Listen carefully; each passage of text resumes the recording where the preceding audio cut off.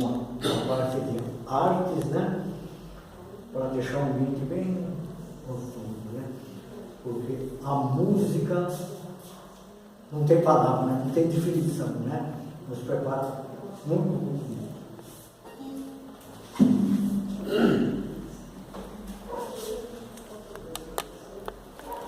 Nós sempre falamos que a humanidade nunca está precisando tanto do Evangelho de Jesus, né? Então, temos cada dia que passa mais se apegar ao Evangelho de Jesus. A nossa casa, através do atendimento fraterno, tem recebido muita gente aqui também. Hoje recebemos uma senhora de Jundiaí, procurou Sorocaba. Sorocaba tem 50 centros, a turma entende como é que é? Porque tem vários centros que não tem atendimento fraterno. O pessoal vai no centro, está fechado o dia inteiro, só vai olhando, né? E nós sabemos que o centro espírita, ele é um ponto-socorro espiritual.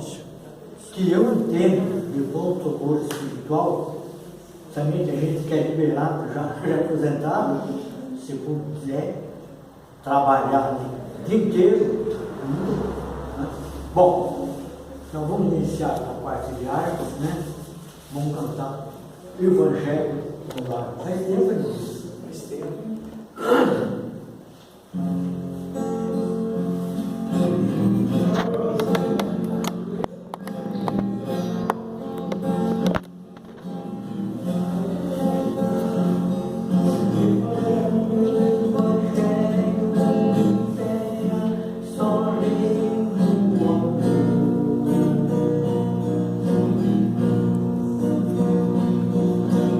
É o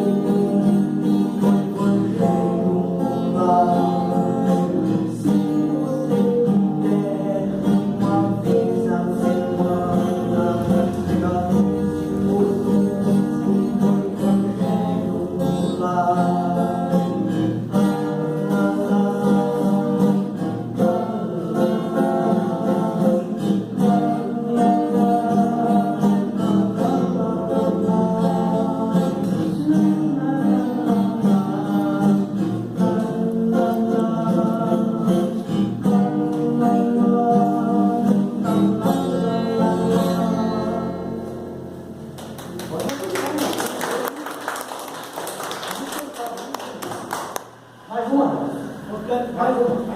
Eu deixo. Eu que mando. Vamos cantar, esquentar a garganta aí. Não é verdade? É, tá certo. Vamos cantar aquela. Canta aquela. Aquela do telefone. Ah, falar do telefone. Né? Falar do telefone pro Osmar. Telefonaram pro Osmar hoje.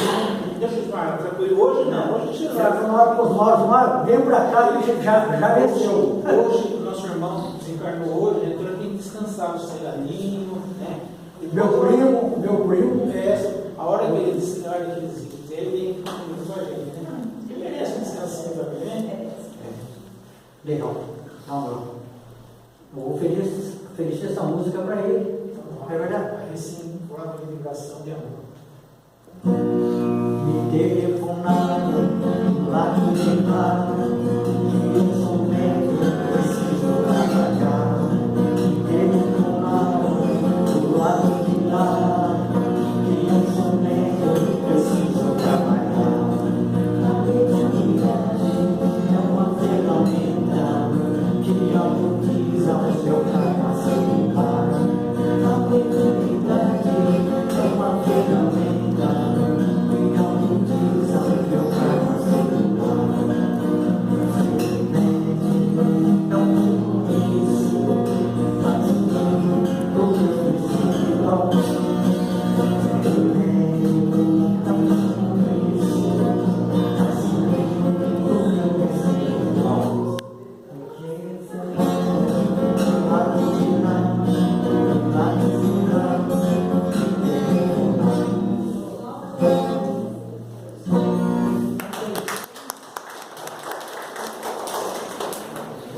E, como eu sempre falo, uma casa co-irmã de Mairina, da senhora espírita de Jesus de Mairina, né? Então a gente tem essa ligada aqui, ligado a essa casa há muito tempo, né? Muitos frequentadores passaram por aqui, a gente teve o prazer de abraçar, de conviver, né? Tomar um lanchinho junto, né? Então, e mais importante que a confraternização. Então eu tenho muito apreço por essa casa aqui também. E nós estamos na nossa luta, embora a gente já está passando para outra fase da vida, a gente tem preocupado muito com a mocidade espírita, né? E, aliás, não é só a gente aqui da nossa região, mas o estado de São Paulo todinho, o Brasil todo, estão preocupando com os jovens, o afastamento dos jovens da casa espírita, das crianças, da evangelização, porque o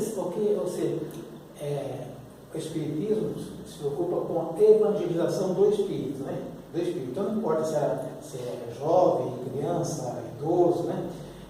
Mas a gente sabe que a parte jovem é a parte que mais trabalha no movimento, tem mais aprendizado. E outra, a gente fica pensando, se nós temos um lar espírita, e as pessoas que nascem no nosso lar, alguma coisa está esperando aquilo, né? Porque nasce, por exemplo, em todas as outras, lá na Arábia, no Egito, né? Pessoas com religião, pessoas sem religião, cada um à procura do seu trabalho, do seu desenvolvimento em cada área. Entende? Então, se ele nasce, dentro de a proximidade de uma casa espírita, de um lar espírita, então nós temos às vezes a responsabilidade de direcionar, porque se ele veio para aprender, para evoluir, né? Então minha preocupação vai ser sempre isso. Então eu vou declamar uma poesia hoje, conjunto com o meu amigo Tonico, e uma poesia de Leopoldo Machado, sobre a juventude espírita, né?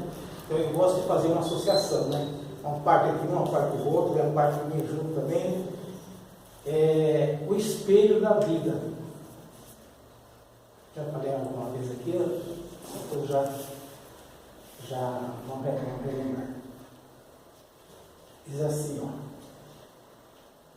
O meu pai já está velhinho, não pode mais trabalhar. Brincando com seus netinhos, passa o tempo a recordar. Ele pega na viola, a tristeza disfarçar, e canta moda lá do passado e depois pega a chorar. Ele conta a sua vida de quando era solteiro, das proezas que fazia do tempo de boiadeiro. Sempre foi respeitado por este Brasil inteiro e cumpriu sempre com a lei, com o dever de um brasileiro. Quando encontrar um velhinho, respeite a sua idade. Ele é um espelho do passado, é um espelho de saudade.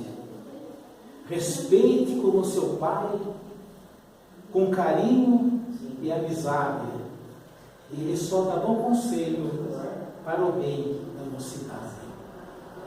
Todo velho já foi moço. Todo moço foi criança. A velhice, para muitos, é o fim da vida, onde mora a esperança. Mas quem sempre fez o bem, a glória no céu alcança, o seu nome fica na história, o seu passado na lembrança. Portanto, juventude, o rumo do céu é longo e rude, guarda o próprio valor. Não consegues a paz ambicionada sem devotar-se na sublime estrada ao trabalho do amor. O amor que edifica, aperfeiçoa, nunca foi sensação que se esboroa no sepulcro abismal. É um holocausto da própria vida ao Mestre, por secar todas as lágrimas terrestres na bondade real. Mocidade, cultiva a bênção da eternidade pelo dom de servir. Não descanses em pétalas de flores, que a ilusão tem braços tentadores, conturbando o porvir. Se procuras o Cristo soberano, nos labores e sofrimentos humanos, não desprezes a cruz. Trabalhando e amando a cada dia, possuirás o reinado da alegria, na vitória da luz com Jesus.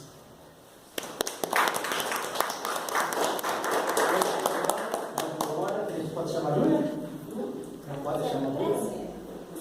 Boa noite. Muito obrigada pela presença de todos aqui nesse dia frio hoje.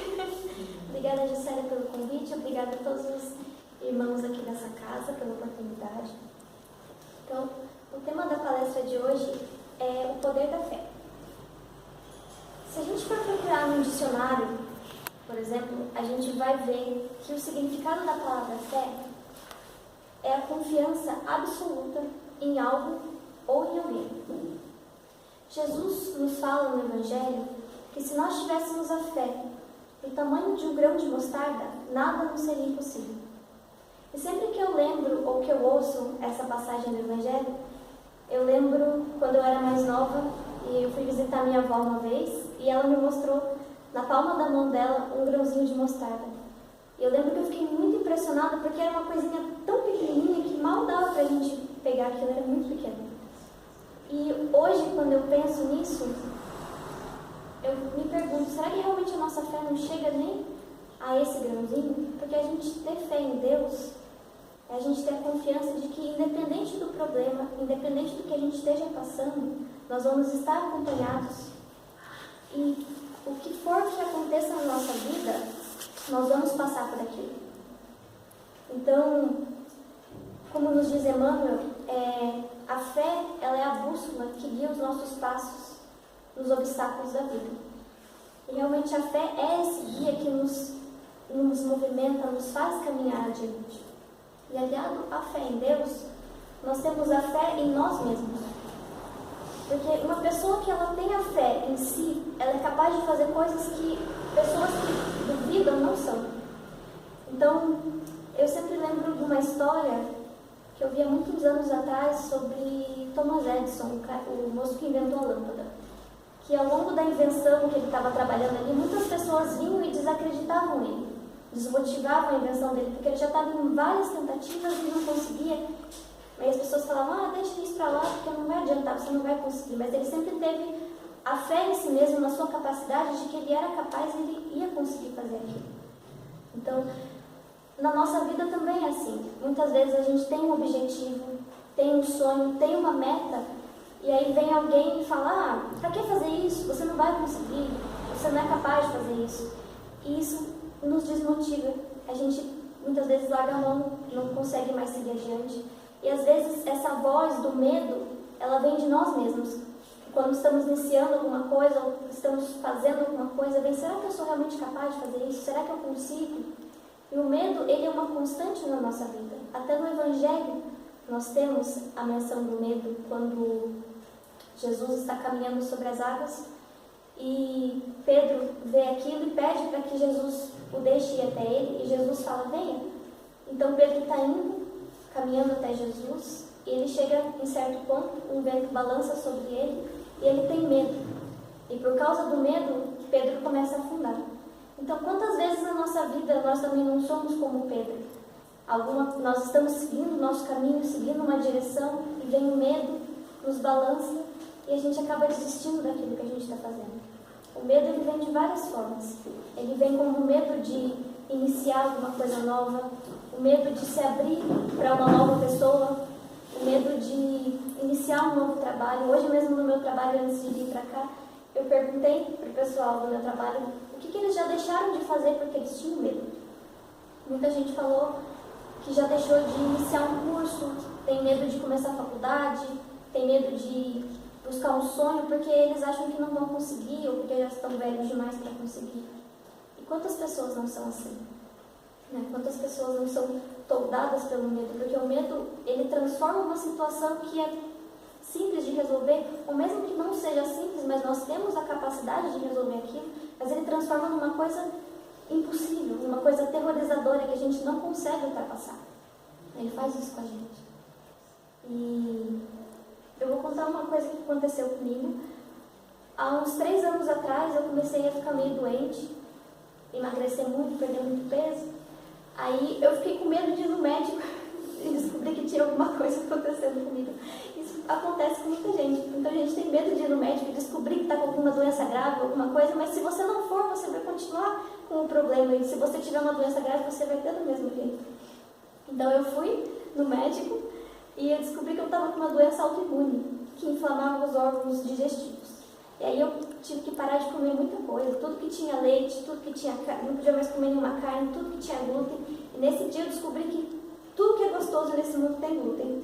Então, eu fiquei comendo basicamente arroz e batata. Eu descobri que dá para fazer de tudo com batata. Batata assada, batata frita, purê, tudo. E eu estava vivendo basicamente daquilo. E tomando um remédio muito forte também. E nesse período difícil, eu sempre ia conversar com a minha avó. Porque a minha avó é a pessoa que, tipo, quando eu tô com algum problema, eu sempre vou conversar com ela. Porque ela tem uma fé muito grande. Ela tem uma fé que é contagiosa. Quando você chega perto dela e ela começa a conversar, dá vontade de acreditar também. Parece que tudo é possível. Ela é uma pessoa assim. Então, sempre que eu tenho algum problema, alguma dificuldade, eu vou conversar com ela. E ela sempre me falava que ela fazia muita prece pra mim, que ela estava rezando um terço todo dia pra mim. E meu pai também até fez promessa pra mim, minha mãe rezava muito, todo mundo rezando, né? E eu lembro que ela falou pra mim assim, por que você não faz uma cirurgia espiritual? Porque ela já tinha feito e tinha dado certo pro problema que ela tinha na época.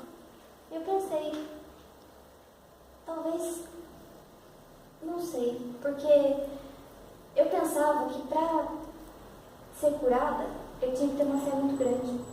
Uma fé que transportava todas as barreiras. E eu sempre pensava na história da mulher que tem no Evangelho que ela sangrava há muitos anos e ela acreditava que se ela tocasse na barra da túnica de Jesus, ela seria curada. Eu pensava, eu não sou nem perto dessa mulher, quem é que sou eu para poder achar que eu posso ser curada de uma coisa assim? Mas depois de um tempo, percebendo que estava todo mundo ali rezando para mim, tentando, né, me ajudar de alguma forma, eu resolvi que eu ia fazer assim. Eu fiz até no mesmo dia que o Nelson, a gente fez junto. E quando eu entrei lá, eu pensei assim, bom, com um pouquinho da minha avó, do meu pai, da minha mãe, de todo mundo que cuida de mim e que gosta de mim, eu acho que eu consigo. Então, eu pensei comigo, assim que eu sair de lá, eu vou estar curada, eu não vou ter mais nenhum problema, nenhum tipo de dor. 3 semanas atrás eu comi um cachorro quente. O médico falou pra mim que eu só ia comer um cachorro quente quando eu tivesse 35 anos. Eu tenho 24. Seria daqui a 11 anos. Então, quando Jesus nos fala que a nossa fé, se nós tivéssemos a fé do tamanho de um grão de mostarda, ele não está falando do tamanho. Ele está falando da firmeza, da seguridade da nossa fé em Deus. Porque mesmo que ela seja ínfima, que ela seja só um grãozinho, se ela tiver firmeza em Deus, ela é o bastante. Então, com isso quer dizer que a minha fé é inabalável, que ela é maior? Não. Isso quer dizer que com um pouquinho nosso, Jesus é capaz de fazer grandes coisas. Quantas pessoas não foram curadas no Evangelho? E quantas pessoas não mantiveram uma fé enorme? Quantas pessoas não mudaram e transformaram a sua vida a partir da cura de Jesus? E quantas pessoas também, depois que foram curadas por Ele, voltaram a ser o que era, voltaram aos vícios, aos hábitos antigos que elas tinham, e a doença ou o problema que elas tinham retornou totalmente. Então isso nos mostra que a fé, ela não é algo que você possa indicar para alguém ou que você possa obrigar uma pessoa a ter. A fé, ela é uma conquista independente, individual de cada pessoa. Você pode até pegar alguém pelos cabelos e levar para uma casa espírita, para um templo religioso, você pode tentar. Mas aquilo não vai fazer a pessoa acreditar, não vai fazer ela ter fé. Porque a fé depende da nossa vontade de se modificar, de acreditar. Então, se a pessoa não tem vontade, nem Deus pode fazer por ela. Então, que nós tenhamos essa fé, essa perseverança, essa coragem e o estudo, porque Kardec nos fala que a fé, a verdadeira fé é aquela que pode encarar a humanidade face a face em todas as épocas. Então, que nós possamos ter a nossa fé fundamentada, que nós acreditamos em algo, mas que nós saibamos por que nós acreditamos naquilo. Porque não adianta nada a gente ter uma fé cega, uma fé que não se explica. É como uma casa construída sobre areia, que Jesus nos fala. Qualquer vento, qualquer tempestade vem e derruba. Agora, uma fé fundamentada não. Ela é firme, independente da situação pela qual nós estamos passando. E também que nós, além de trabalharmos a nossa fé, nós trabalhamos com a nossa fé. Porque uma fé sem obras, como nos diz Tiago, não serve de nada. Que a nossa fé nós possamos nos ajudar a trabalhar por nós, pelo nosso próximo e por todos aqueles que necessitarem do nosso auxílio. Eu vou ler uma mensagem muito bonita de Emmanuel que eu achei aqui. Se chama Fé e Paz.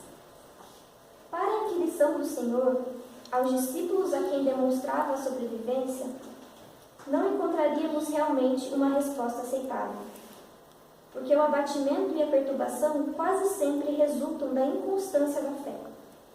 O objetivo que atingiremos na senda evolutiva inclui, hoje ou amanhã, o domínio de nós mesmos, guardando-nos o coração tranquilo e imperturbável. E enquanto experimentarmos o suor das tarefas que nos honram hoje, é preciso aceitar de frente todas as circunstâncias para que não desmereçamos o ideal superior que nos alimenta o sono. Fenômenos infelizes ou sucessos amargos não nos devem toldar o clima de esperança. Resguardados na fé que nos emoldura os passos, estejamos desassombrados e valorosos perante todas as ocorrências que envolvem as horas. Perturbar-se é render-se à névoa da vigilância. Apavorar-se é cair sob o domínio das sombras. Mantenhamos o coração sereno, firme e forte em qualquer emergência escura, pois os minutos próximos são incógnitas constantes para o nosso raciocínio humilde e fragmentado. Não nos deixemos abater ante as lutas da marcha. Se trazemos conosco a fé, a paz ser-nos-á um escudo amigo e invulnerável. Assim, que as aflições jamais nos amedrontem, porquanto muitas vezes, qual sucedeu um dia aos amigos do Mestre, surpresa que surge a trazer-nos espanto, é somente a visita da mensagem do céu, em talentos de amor e tesouros de luz. Então a fé é essa paz, essa constância do nosso coração, que independente do que a gente esteja passando, a gente tem a certeza de que vai passar. É uma coisa que a minha avó sempre me fala, por mais que esteja doendo, vai passar. Tudo passa nessa vida.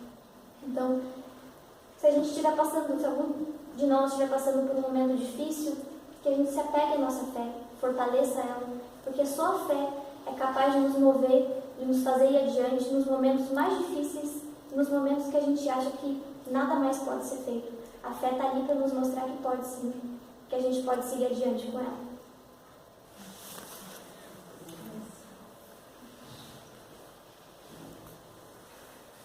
Agradecemos, Pai misericordioso, ao nosso Mestre amado Jesus, por essa oportunidade de estarmos aqui reunidos em seu nome.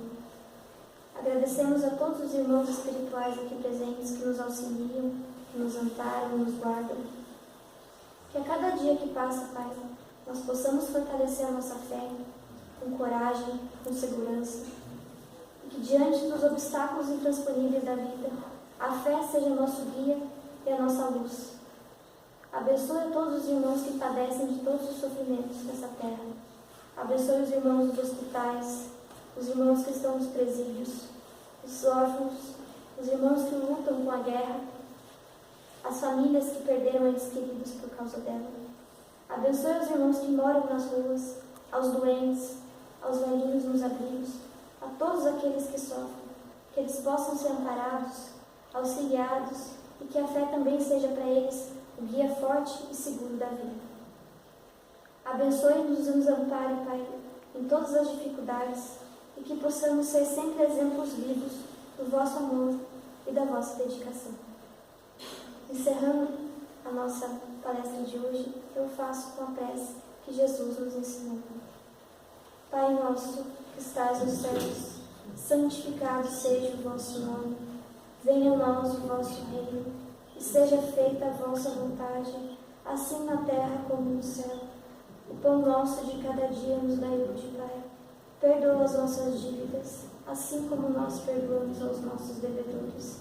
E não nos deixeis cair em tentação, mas livra-nos, Pai, de todo mal, que assim seja.